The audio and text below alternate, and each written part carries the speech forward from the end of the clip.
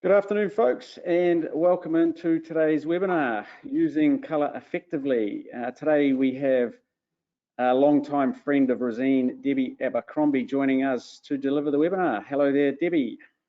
Hi, Rob. Hi, everyone. Before we get started, I'll give a quick bio on Debbie. Originally a fashion designer and tutor on interior design at the Wellington Polytechnic, Debbie is now one of New Zealand's foremost interior designers and colour consultants for residential, commercial and marine spaces. In addition to her custom design work for private and commercial clients, Debbie also runs regular colour courses in Auckland for a wide range of companies in the industry, and also delivers online courses, all tailored to help people learn and understand the dynamics of colour selection. And because of her significant contribution to our industry, Debbie was awarded the Resene Lifetime Achievement Award in 2018. Now, today's presentation should run for around 40-45 minutes. So as usual, we should get time for some Q&A at the end. Please do type in your questions. Anything that we don't get to, as usual, we will come back to you after the webinar and answer those directly.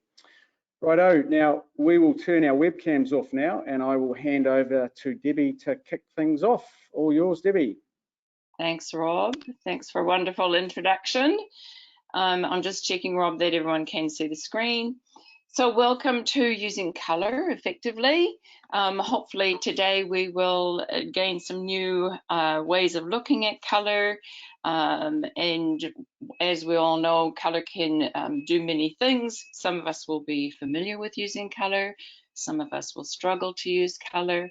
But colour is fun, it's playful, it is challenging, and it also can be very naughty and play tricks with us, because colour has size, colour has weight, colour has distance. So let's make a start. Some of you will have experience with colour. Oh, now let me try something. It's not clicking through, Rob.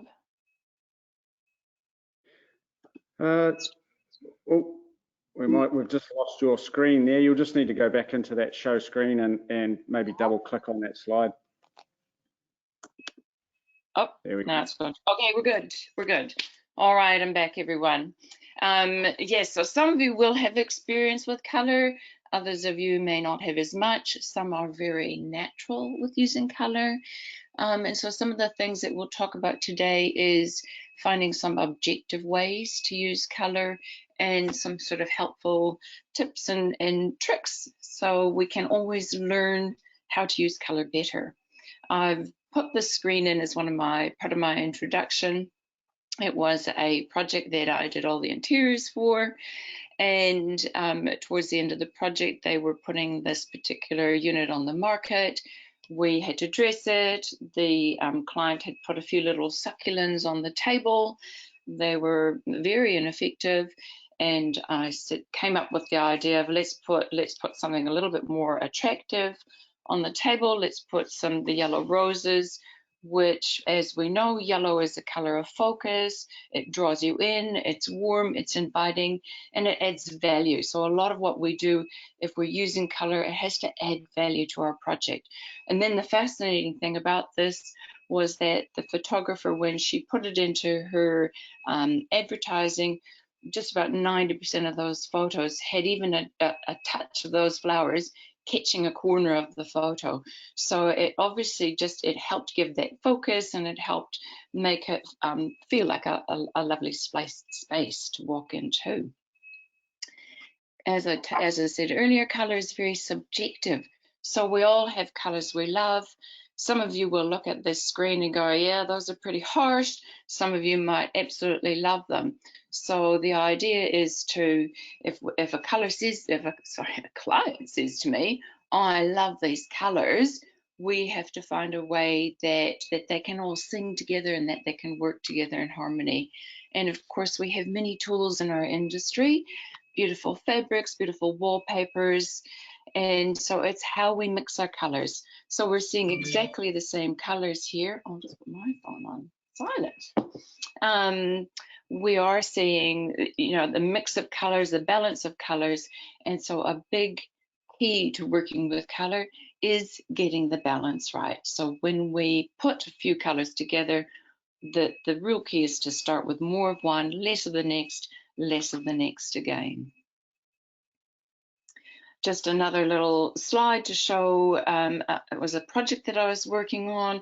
Again, when you look at those colors, they can be very polarizing and very blocky, and you might say, well, you know, they don't particularly look that attractive to me, but my inspiration was taken from this visual.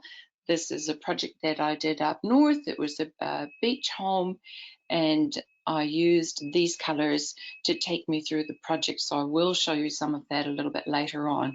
But it's when we put the colors in the right balance, and I do look at nature. Nature gives me such a wonderful inspiration, and I'm sure most of you do. But it's the location. This is a beach house, and so I took the colors from the beach environment. If it was in the forest, or if it was in the city, or if it's in the mountains, again, it's going to take on a whole different color palette. So just another little quick slide showing that you can have blocks of colors, but we've got, as I said, we've got wallpapers, we've got fabrics, we've got other art can be the inspiration. So when I'm starting with a client, I look at what they're wearing, I might look at the art, I might look at, you know, some of the special pieces they have in their environment, and those are my clues to going forward. So this was with, this is a particular project that I did, and I've started with it because it was a really interesting journey with this particular client. They came to me, they were doing a beautiful new build on the beach in Auckland, so city and beach, and they showed me this gorgeous travertine tile, the beige version of a travertine. And the first thing was, they said, Debbie, we love this tile. We want to use this throughout all the living areas. And I went, yep, agree, love it, it's beautiful. But my client, let's call her Anne, said, but Debbie, I don't do brown. And of course, when we look at this slide, we see the beautiful beige tones, we see the brown tones, and they work beautifully with the tile. So I then said to them, you know, what are the things are you looking at? And they showed me some marbles and some stones for their vanities, for the kitchen. They were really fresh greens. They were blue greens and lime greens, and putting them next to the tile was just not going to harmonize with that tile. They were always going to be in a battle against each other. So the next thing I did, and I've done this many times with a lot of my clients, is I'll get them to identify the colors that they love. And I think it's also important that we identify the colors that we love, and then we know why we may struggle to work with a certain palette. If a client loves something that's completely different to what our likes are, it helps us understand and appreciate what we need to do to be able to help them. So these two, we'll call him John, and John loved the blues and the blue greens and the navies, and loved the very fresh greens right through to the yellow greens. So for some, these will be pleasing, inspiring, and relaxing colors, and those are the words I use. I say, find me a pleasing color in the color palette, I write it down. Find me an inspiring color, write it down. Find me a relaxing color. You'll find that different people in the home are going to choose different palettes. And so what I do when I work through that process is I will include, for example, John, we included those blue greens and the navy colors in the kitchen. He was the stay-at-home dad. And as a lawyer, she had her office, she had a library area, and we brought those greens into her space. So that's how we can make everybody happy and bring personalities into spaces. So just going back to the slide with the blue greens against the beige tiles, so the beautiful clear colors that they chose were making the tile look very dirty. Oops. So here's the difference. The beige tile on the left, the gray version of the marble on the right When we put that beige tile against the products that they were looking at, the beige tile looked even more yellow, and it was like switching a light on. The clients both looked at me and went, oh, that tile looks awful against the other products. So it was a very easy move over to the gray version of the travertine, and you can see here the colors do work well. Here's the end result. We were able to bring in their blues, bring in their greens. Unfortunately, you can only see a tiny little bit of the tile in that right-hand corner, but it made that project run really smoothly, and it made everything fall into place because our starting point with color was the right choice for them. And so what I say here, not my choice, your choice, the clients have to feel good about the colors that they choose. And this was a perfect example of getting it right from the start.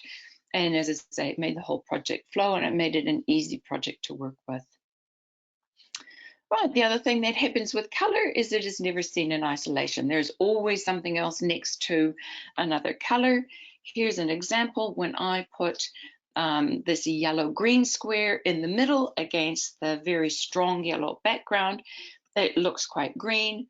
If I put, this is the same square, if I put it against a dark green background, suddenly it looks a very yellow-green. I must say my phone helped me with this one, and it did enhance the color change, but I've done it on a single slide so that you can see they are exactly the same square. On the right-hand side, it looks very yellow-green. On the left-hand side, it looks deeper and darker. So how can we manipulate color? How can we use this in a practical sense? Right, so when we look at this slide, the chip in the middle that is called Georgian style, that represents a carpet selection. So I have been working remotely and I don't have all my normal office tools.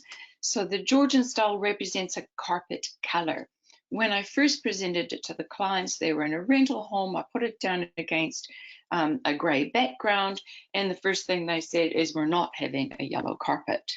So when I brought it back to them with their other products, the colors on the left represent, we had Jarrah floors, we had cedar joinery, we had rust colored colors in some of their fabrics, and I put the Georgian style into that palette, and you can see that it looks a nice taupey pumicey color.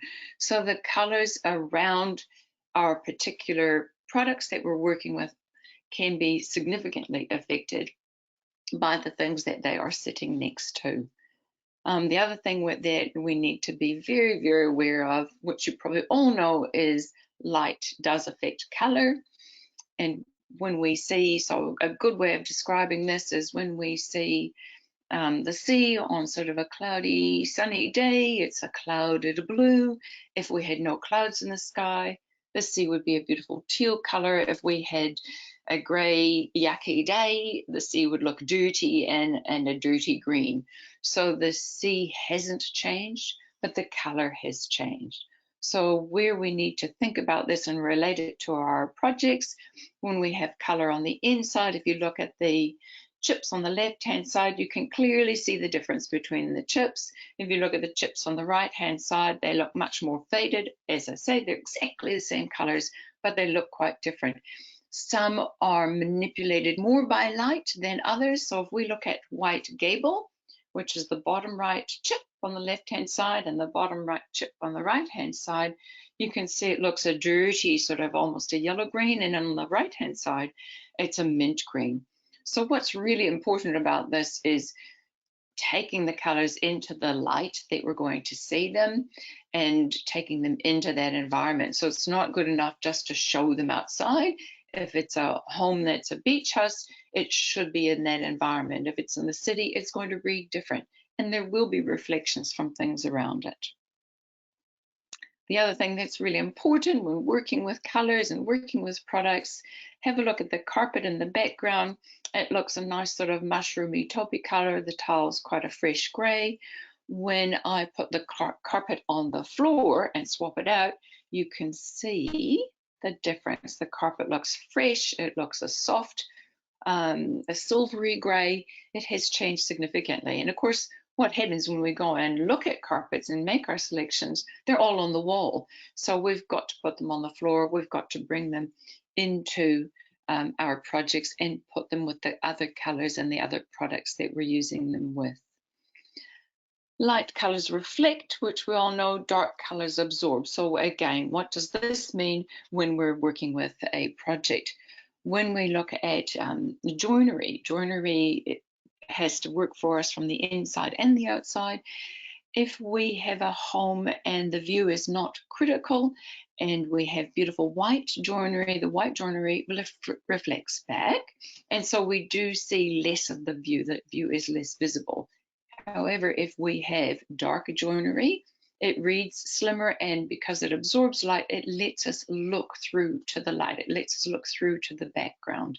So we can see the difference in these two. Unfortunately, I didn't have a visual that showed exactly the same window, but that's the concept, is black allows us to look through. The other thing of note in this slide is I have chosen a lovely sort of hemp colored drape next to the warm colored walls, hemp colored blind. We have some lovely tools that we can work with. My client said to me, shouldn't I have the drapes a gray color to match the joinery? Well, here's what happens.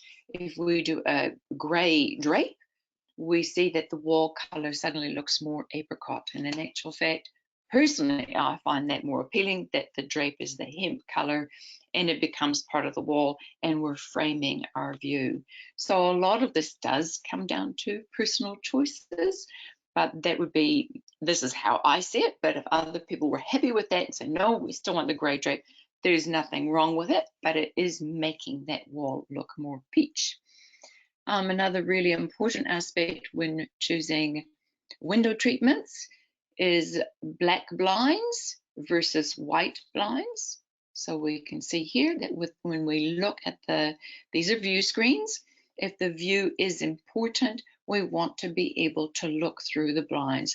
They're not for privacy, they're not to block light, they're purely to control the light that's coming in. So as I say, if the view is important, most people would think that you'd have a white blind and that would be easier to look through. In actual fact, it's the opposite. Color has size. So when we look at the two sofas, most of you would look at the one on the left and say, yep, I'd say that one is larger. So where this is helpful is when we're putting furniture into a room. If it's a big room and we want to fill the space, most of us would think we need dark, heavy furniture, but in actual fact, the lighter the furniture is, visually the more space it takes up, and so we may need larger furniture. Whereas if we're working in a small space, we actually should be using deeper, darker colors to create that focus and to make the room itself look bigger. Equally so, if we're selecting an object, if I look at the coffee cup on the left versus the one on the right, the one on the left probably looks like the smaller cup. Just stand back. And also, psychologically, it plays tricks with us. If I were choosing which coffee I'd like to drink out of, the coffee cup on the left is telling me that's going to be a stronger cup of coffee, and I'll have that one, thanks. Right, how else can we be using the concept of size? I was doing a project a little while ago and it had a very big entrance and small doors for the size of the entrance. So a lovely trick that we can do is paint the doors and the skirtings, paint the doors and architraves in particular the same color, and it makes the door feel bigger. So you can see in this frame that with a dark door, light frame, the door looks tall and narrow. Equally so, if we have a dark frame and a light door, the door looks tall and narrow. If we want to make the door look bigger, we paint the door and its architraves the same color and have some color on the wall. Color has weight. So from studies, it shows that red appears to be the heaviest, yellow the lightest. So red being the heaviest, then blue, then green, then yellow. There was an experiment done with colors, and the subjects were told to had a line drawn across the page, and the subjects were told to paint the red on one half and the pink on the other half, and just about everyone is drawn to paint the red on the bottom, and the pink on the top. And that kind of brings us back to what is natural in nature. If we look out to a landscape, the earth is darker, the ground is darker, the grass is darker. As we look up towards the sky, it gets lighter and lighter. So it is a natural thing. It also works when we look at our homes.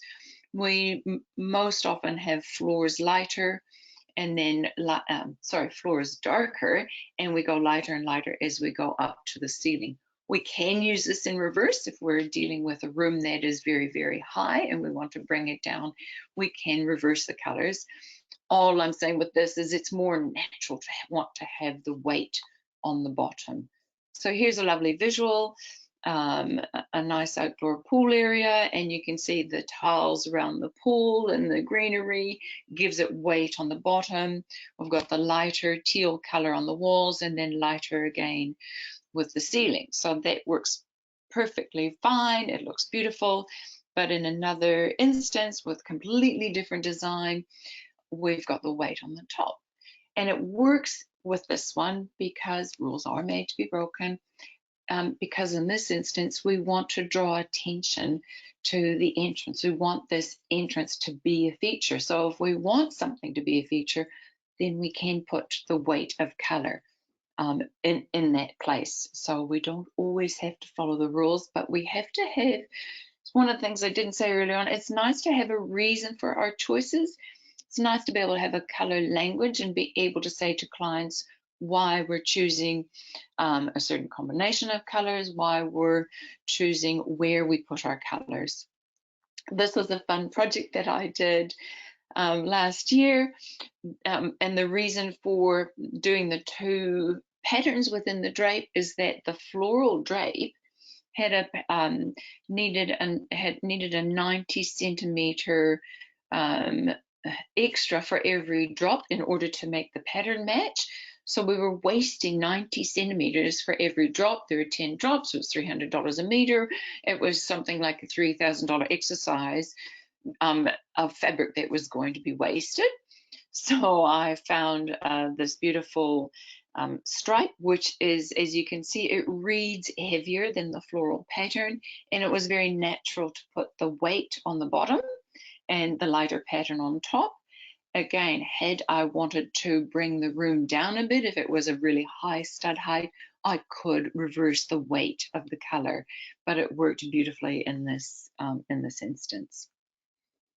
This was another project I did a few years ago where we had very heavy paneling.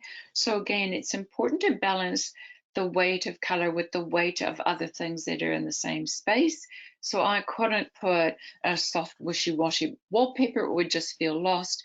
So I needed a paper that had a strong design, but also strong colors, and the colors were related. So we felt that sense of flow. It felt a little bit uplifting, but it still had some strength with strength.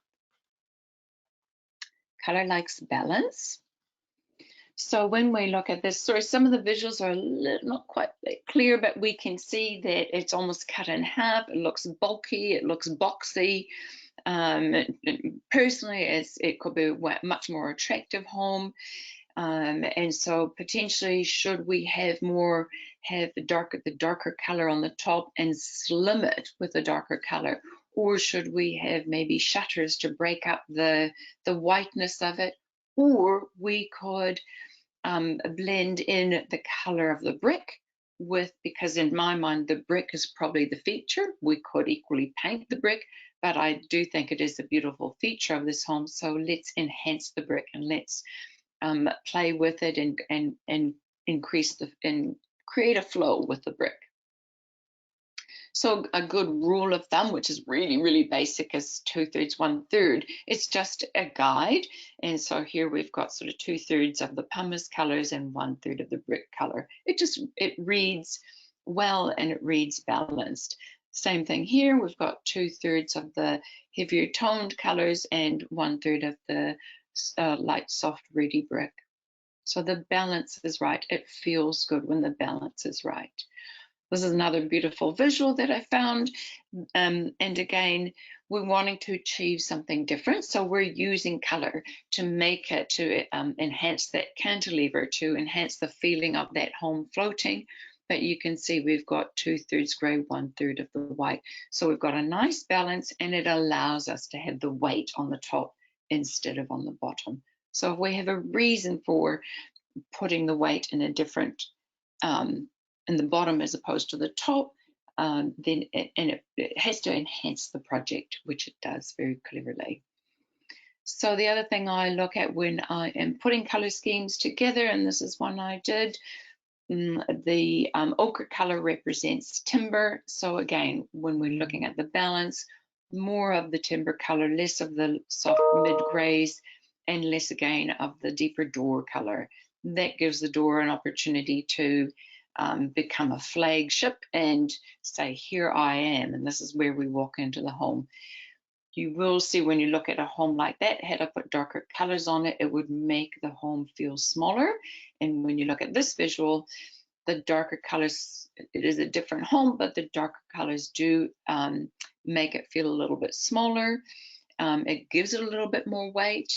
But again, we've got more of the darker colors. So I've done the reverse in this one, less of the mid grays and less of that Pahutakawa for the front doors. But again, you can see how it creates a wonderful flag, and it says, this is the entrance.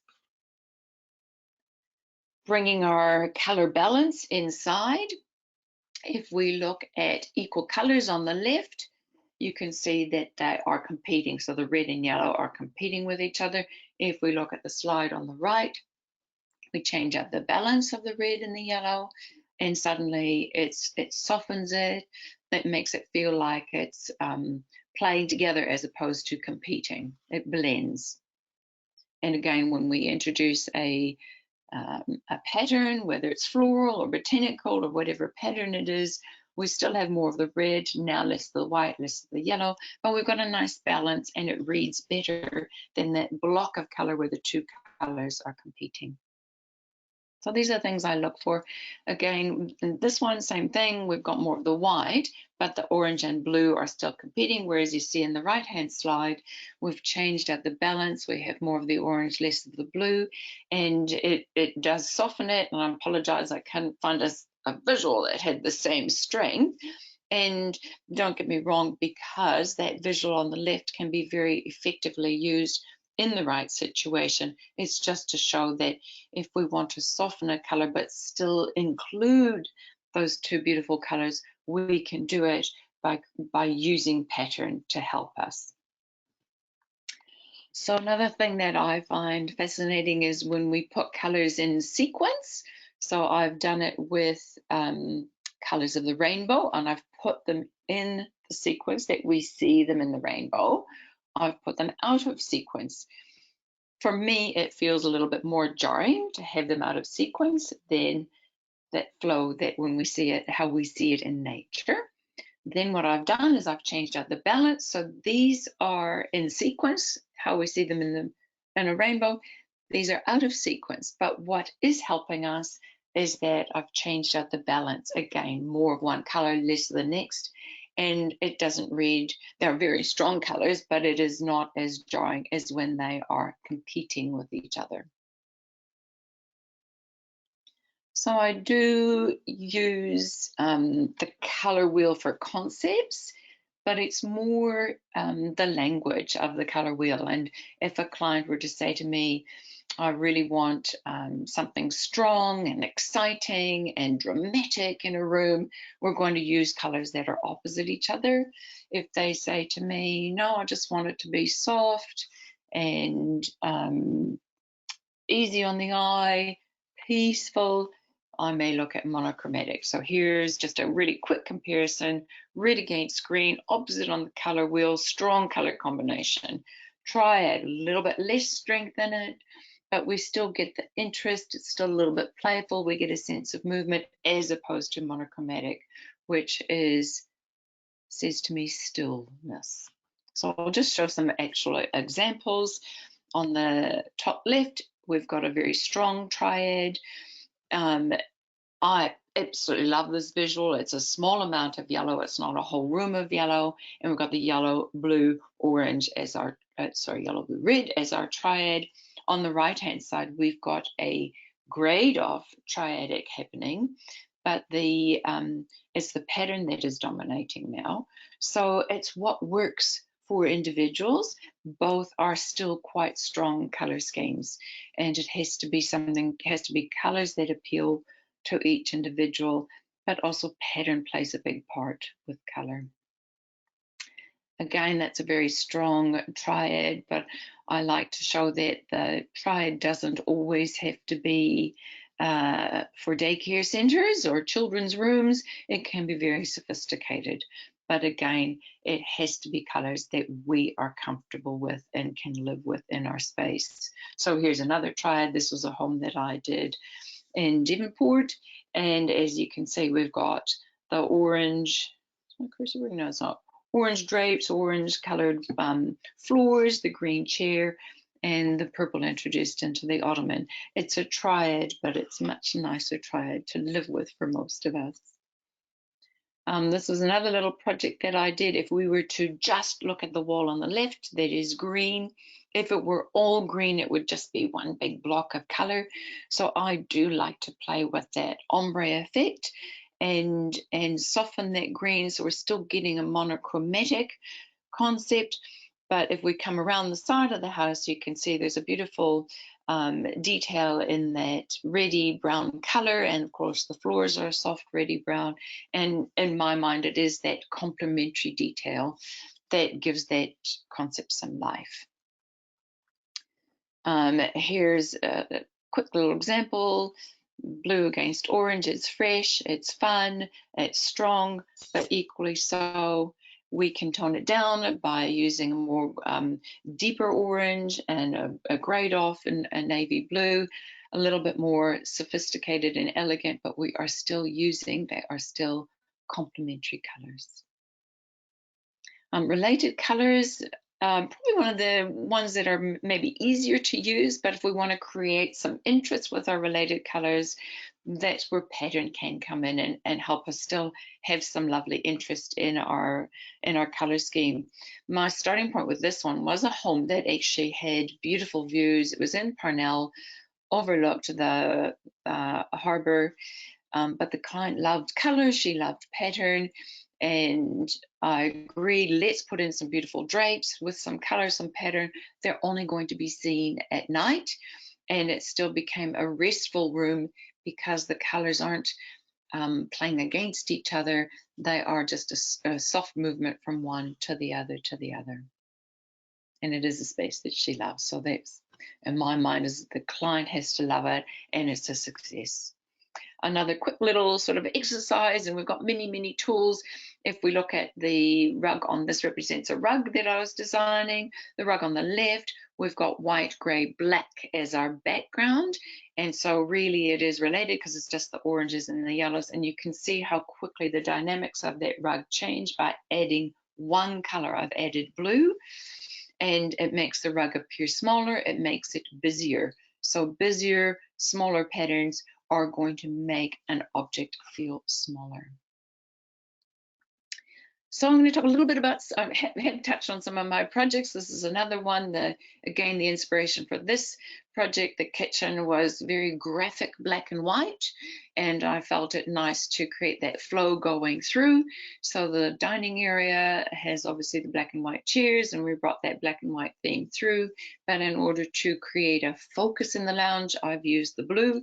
If we just look at the black and white, scientifically it's achromatic, and so my blue makes it a monochromatic scheme. But if we do look at the whole picture, we can see there's orange color tones coming through on the floor, orange in the furniture, and so it in the true sense it is a complementary color scheme.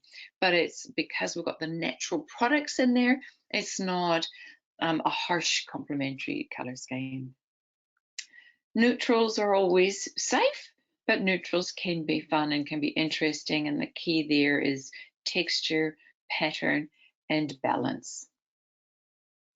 Right, and something else that we should always be aware with when working with colors, that every color has a positive, every color has a negative. So red, for example, can be romantic, it can be inviting, it can be exciting, but the opposite of red is it can shout at you, and some people can find it very offensive.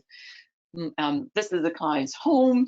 She absolutely loves this room, but what does save her is she is in a treed environment. She has what we can't see in this visual, all window to one side with the greenery next to the red, so that in my mind the green is balancing the red, and it actually does feel good, but it has to feel good for her, and it wouldn't feel good for everyone.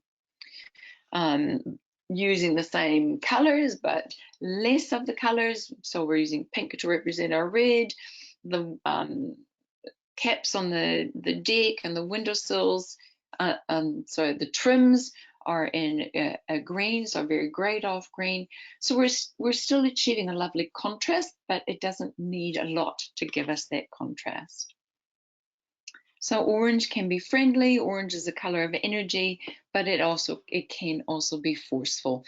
This was a project it was a young company doing marketing research, and orange was part of their logo. So I felt just in their little breakout area, let's keep it toned down with the lovely olive greens, but throw in the two little orange ottomans to give it a sense of inviting without being too strong and not having too much orange. So those stronger colors, we'll often find we need less of them to give us the impact. Yellow, as we saw earlier on, a color of focus, sunny, happy, but the opposite of yellow is it can be seen to be insipid, cowardly, unwell. It represents a color of being unwell. So again, there's our positive and negatives. With green, green is nature, green is healthy, green is balanced, but we can have green with envy. So when we look at those cooler colors, the positive negatives are not as strong. Same thing with blue. Blue is fresh, it's soothing, but if we have too much of it, it can be cold and it can be depressing. So it's important to understand the positives it can bring and the negatives that some feel. So this represents another project that I did. It was a commercial job. This is the reception area. The client phoned me and he said, Debbie, I've just had all the offices and reception areas redone. I hate it. And I went, okay, how bad can it be? When you look at the top of the screen, that back wall was all window and looked out to Rangitoto Island. But of course, when I walked in, the first thing that happened is my eye was drawn to the red rug. So two things are happening there. One is the red is drawing the eye. Secondly, the proportion wasn't wrong for the room. So my concept was to introduce, it was for a development company, my concept was to introduce something that represented land, that was grounded on the floor, that became part of the floor, and furniture that is a little bit bigger, so it sits on that carpet and becomes part of that whole concept. The windows actually do go to ceiling height, and I'll show you in the next visual. We kept the black ottoman and the coffee table black so that we could look past them. And then the furniture actually almost anchors that we could look through and see the view. And you can see here, there's Rangitoto, and your eye does actually immediately get drawn to the window, not to a big blotch of red carpet. The other thing that I did do, the walls originally were very white, and as we spoke earlier, the white walls jump back out at you, they reflect.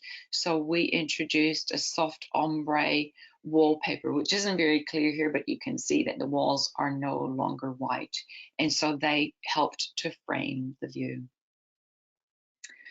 Another little project for a residential client.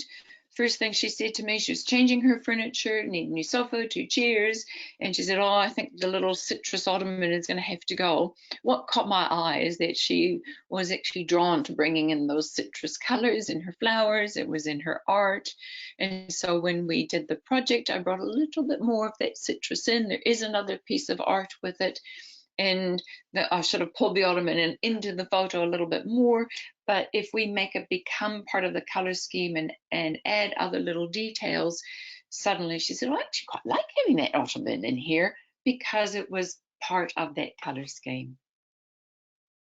So we do have many tools. If you look at this, for most of us, you might find that to be quite harsh, but in some environments, or maybe in a children's room, you might want to bring in some fun colors. You might want to draw attention to a wall. This could be at the end of a hall, and it could be a fun detail that you can add to bring some life into a room. But equally so, some of you may find that too demanding, but we can very quickly show our clients how we can just pull in colors that are not demanding. We can still have fun, we can still have pattern, but you can see how the color dramatically changes how a space feels. And then, woohoo! For some, this might be fun. For others, it might be frightful. So the key is really understanding how many boundaries you can push with the clients. And I never push boundaries. I try to work not within their boundaries. I like to test them, but something like that is definitely going to test most boundaries. But for some people, that might be exactly what they want. So it's understanding that right at the beginning. Again, I have very successfully used some very strong wallpapers in walk-through areas, not areas where we're sitting and spending a lot of time. In powder rooms especially, I'm doing one at the moment, which has a very tropical feel to it, and I can't wait to see the end result. But it's a space we can do a wow wallpaper and bring in color and have some fun with it, because it's not a space that we spend a lot of time in. Coming back to, so we're going back now, back to where we started. Location, location, location. And this was my inspiration for a color concept for a home that is near a avocado and kiwi fruit orchards, and those are the colors at the time, and that was a lovely concept that I've put together to make it work for that particular project. And you'll remember this photo at the very beginning. So I took that photo, and here's the end result. The blue grays are in the furniture and the rug. The ochre colors are in the cabinetry. And I used the ochres and the navies and brought it through into the master bedroom as my starting point. So I always try to start with 3 sort of key colors, and then we can layer them to give each room its personality. So there we are. I think some of the key things for the presentation today is looking at color, going right back to what we started, being aware of weight, being aware of size, being aware of distance, being aware of combinations we can use, but also not being afraid to use color. Also being able to have the right language with a client and being able to explain to them, this is going to work because, and if we have a good reason and we can justify it, they're going to feel more confident, and they'll take on your advice if they see that you're confident with the colors that you're using and the colors you're suggesting.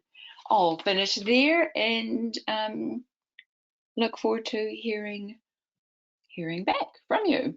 I'll hand it over to Rob. Thanks, Deb. That's very interesting.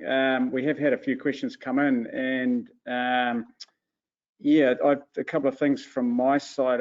One interesting area for me was that color has size. So isn't it funny when you put it on screen, it's with comparisons, it's so obvious when you see it, when things are side by side. But when they're in isolation, you might not actually notice how you're affecting that space with the use of color. So that was really interesting. And the other thing that I took away there was that without some direction, it could be really easy to get things wrong. So yeah, very interesting. Now, I don't know if are you able to flip your webcam back on? We will roll through a few questions. No dramas if you can't. Here we go. Cool. So I will throw mine back on. There we go. One of the things, there was a couple of questions. I've still got my screen. If I click escape, will that just get my screen off? Just leave it there. Just leave your screen as it is. It's fine. Yeah, that's cool. That's all good. Now, I mentioned at the beginning in the intro that you do online courses, and there's a couple of questions have come in on courses and how people can actually jump onto those. Now, following the webinar, there will be an automated email that comes out with Debbie's contact details, and your website and everything will be on that tomorrow. So I don't know if you want to add anything there, Debbie. Well, two things. It has been a bit of a COVID thing. I have been running workshops until recently. I've had to cancel 3. And so I have always had an online course. At the moment, I am rejigging it so that it can include visual tutorials and the ability to have tutorials. So if you're keen, you're very welcome to inquire, and we can start the course immediately. But I'm hoping to launch the sort of the newer version, which is a little bit more interactive for the new year. Cool, excellent. Now I'll roll through a few of these questions. Sometimes it's a little bit hard to decipher them on the screen when they come up, but we'll see how we go. This one's in from John Lawrence. Do we change how we use colour with age? Yes, I think we do. A good example of that is I have clients that have a beautiful place at Omaha Beach. When the children were young, they enjoyed having a very lime green colored wall and almost a neon orange. And when she called me and said, Debbie, we really need to redo our colors, I'm almost embarrassed to show you the colors that we have. But at the time, it was right for them. They had a young family. They weren't using the beach house that often. It was a weekend place. And so the color was energizing. Now that they're semi-retired, they're spending more time there, those colors are shouting at them. And so they're not wanting to have as much color. And then going the next level, I'm finding with some of my older clients that their lives, so for a different reason, aren't as busy. And they're wanting color in their homes. They're wanting their homes to be more interesting, and color brings in that interest. So yes, we do change how we use color.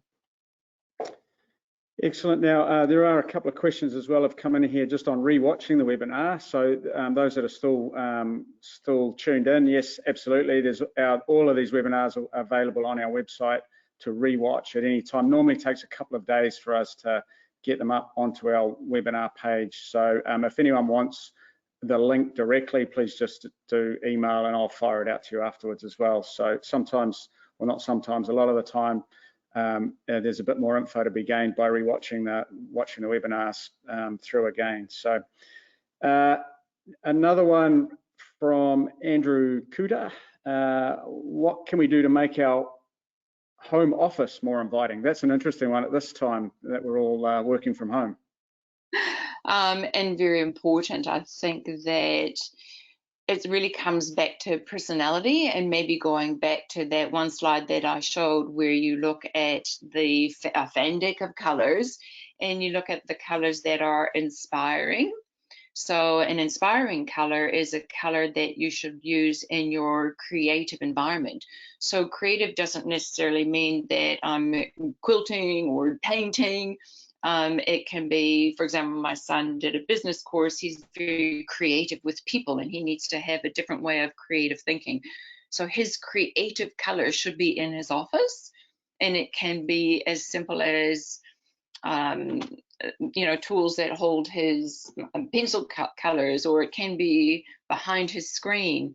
So that's your inspiring color, and then the pleasing color, that should be included where you spend a lot of time. So the pleasing colors should be in your office because you are spending a lot of time. And I think it has become more and more important to make our offices a pleasing place to be. I hope that helps. Yeah, I'm sure it does. It's interesting for those that are lucky enough to have a home office and be working from it. I know that most of my this current lockdown in Auckland has been crammed on a dining table with my wife, battling for space. So yeah, if you're lucky enough to have a home office and that's probably happening a lot. And one of the things I do, because I move around a bit, for example, I've got a collection of red vases. Red is my color, and I've got those red vases sitting next to me. So it could be as simple as a coffee cup. Yeah. Yeah. Absolutely. And actually, I would say on a personal note, my wife is very likes similar things. Something of inspiration sitting next to her, could be a vase with a rose or something like that while she's working. So that's a whole colour inspirational thing as well, isn't it? Yeah, good for the mind. Yeah, it helps you focus. It grounds you into the space, makes it a pleasing space. Yes. Good. Now, very interesting question come in here from Sarah Chapman. Thanks, Sarah. Do you find that people tend to decorate with colours that they like to wear? Yes, very much so. And that's where your personality comes out. And I do find that with most clients, they have colours that they love to wear, and they love to introduce those colours into their home. Where we can come to grief a little bit is, for example, in that visual, that my last visual, the home that we were in had lots of warm colors, timber, quite autumnal colors are not my color at all. So we do have to sometimes adapt, and we have to adapt to our partners in our family. And so maybe the reds that I brought into that space couldn't be as red as I would normally want, but maybe it had to be a little bit more of a grayed off red, or maybe a little bit more orange color in it. But it is very true, we do relate to the colors we wear. We do like to include them in our decor. Actually, I've got a really lovely story. My mother-in-law was in her late 80s. We were redoing her bathroom for her, and we had selected sort of lovely beige tile for her and lovely white tile. And she said, I can't possibly have that beige tile because it doesn't look good against my skin. Well, no one's going to see her in her bathroom or her shower, but it was important for her. So it comes down to what's important for you as well. Yeah. Very good. Now, one in here from Brett Dakers. Thanks, Brett. I'll probably answer this one. It's about Pantone Color. So Brett uses Pantone colors for his color choice assistance. Do Resene color codes align with Pantone color codes? Now, no, they don't, but what you'll find, so Resene and other paint manufacturers have unique colors, and they don't cross over to the Pantone codes. But what we do have, and the other manufacturers as well, will have color matches to those colors on file. So now they're eye matches. It's very important to understand that Pantone colors are actually the basis of those are printing ink colors, and they're a universal international palette, I guess, for that we see for corporate branding and the like. So all paint manufacturers will have Pantone color matches on file, and they're a close match, but they're not exact. So I hope that one answers your question there, Brett. I do know that cabinet makers do use the Pantone colors, but it's not in the, it would be in, their paints again are different for some of the cabinetry as opposed to wall paint. Yeah, so you're correct. They do actually form a nice universal color or palette or point for projects that are across different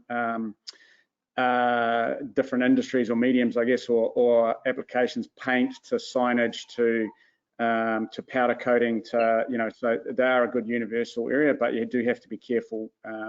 The whole industry works on color matching. Yeah. Now I will ask another one here that's come in. This one's from Vaughan. Thanks, Vaughan. What is the worst mistake we can make with color? I think the worst mistake, a good question, is probably trying to encourage a client to use colors that they're not comfortable with. If they say to me, no, I don't like that palette, we move away from that. There's no point trying to encourage somebody to use colors that don't feel good for them. That's about as basic. That's probably one of the biggest mistakes. You cannot ask a client.